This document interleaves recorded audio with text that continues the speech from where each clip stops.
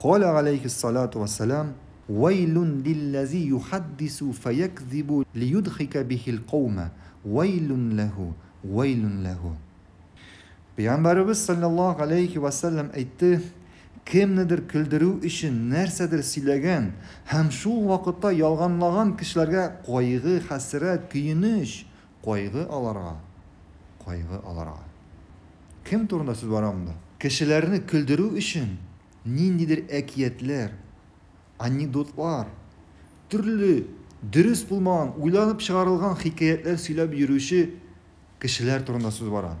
Кемнедер күлдерү өчен. Хәтта бүгенге көндә авылларда күрергә туры килә зияратка, кешене күмәргә барган, шәчләренә шол төшкән, үзләрен мөселман дип санаган олы яшьтәге абыйлар бер-берсен күлдереп төрле анекдотлар сөйләп торалар.